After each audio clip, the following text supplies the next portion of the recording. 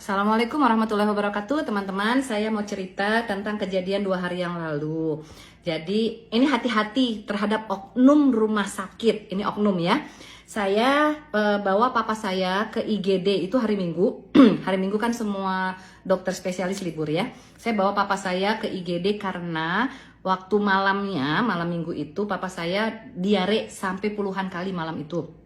Nah, karena khawatir papa saya sudah usianya sudah 78 tahun, lansia, saya takut papa saya kenapa-kenapa karena dehidrasi, saya bawa ke IGD. Sampai di IGD rumah sakit itu, papa saya diperiksa, diperiksa tensi, diperiksa denyut nadi, dan kemudian dokter bilang ke kami, ini hasil pemeriksaan saya, Bapak belum termasuk indikasi dehidrasi, Bu. Jadi dirawat boleh, tidak dirawat boleh. Nah, saya jawab sebagai orang awam, tolong dikasih saran dok, baiknya bagaimana? Kalau dia bilang, silakan pilihan keluarga karena kondisi bapak baik-baik saja, nanti kita kasih obat gitu ya. Akhirnya beliau bilang silakan dirembukan, nanti ketemui saya di ruang dokter gitu ya. Saya rembukan dengan adik, dengan ibu, dengan papa berempat. Saya rembukan, akhirnya papa bilang ya udah kita pulang aja, kita rawat jalan. Lalu adik saya ke ruang dokter mengatakan bahwa dok kita pulang. Nah, saya tidak tahu bahwa adik saya disuruh tanda tangan surat penolakan rawat inap. Nah, kemudian setelah sampai selesai di sana, adik saya ketemu ke tempat kita lagi di tempat tidur pasien di UGD. Adik saya bilang udah tinggal ke kasir. Oke, saya ke kasir. Saya masih berpikir, memang papa saya sebelumnya saya lupa informasikan, papa saya BPJS Kesehatan karena beliau pensiunan. Nah, itu rumah sakit yang menerima BPJS. Kemudian saya ke kasir, saya ke transaksi harus membayar 300 sekian, saya lupa angkanya. Ya udah, saya nggak mau banyak tanya, cuman saya bilang tidak berlaku BPJS-nya ya.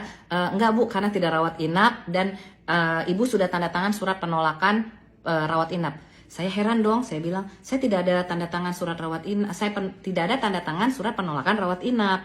Ada Bu, ditunjukin. Saya tanya adik saya, emangnya ada ya Ci? Ada disuruh tanda tangan? Iya, tadi disuruh tanda tangan. Saya balik ke dokter, saya tidak mau takut terjadi apa-apa gitu ya. Mana tahu nanti papa saya harus balik lagi ke rumah sakit itu. Saya balik lagi ke dokter. Dokter, saya kan tidak mengatakan menolak dirawat. Kenapa saya harus tanda tangan surat pernyataan penolakan dirawat? Oh, iya Bu, itu prosedurnya. Jawabannya seperti itu. Tapi saya tidak menolak loh dok. Kenapa harus saya tanda tangan menolak? Kalau dokter suruh rawat, saya nurut. Kami orang awam, kami mementingkan keselamatan papa kami. Saya bilang, oh mohon maaf kalau begitu Bu, ada miskomunikasi. Dicabut aja suratnya. Di situ saya udah aneh. Tapi ya sudahlah, saya nggak mau ribut gitu ya. Kemudian saya bayar.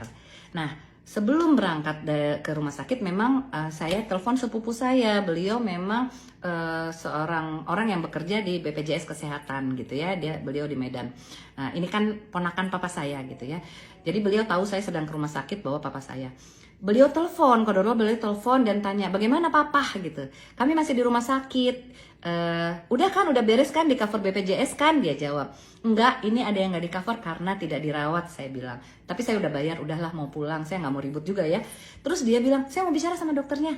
Dan dia berbicara sama dokter. Sayup-sayup yang saya dengar adalah ada beberapa pertanyaan, ternyata ada prosedur SOP yang harusnya dilakukan oleh dokter terkait pelakuan untuk lansia, apalagi diare ini kan emergensi ya, kita nggak pernah tahu kalau dehidrasi itu bisa berbahaya dan lain-lain. Saya tidak tahu apa yang tidak terlalu jelas apa yang dibicarakan, tapi memang secara medis.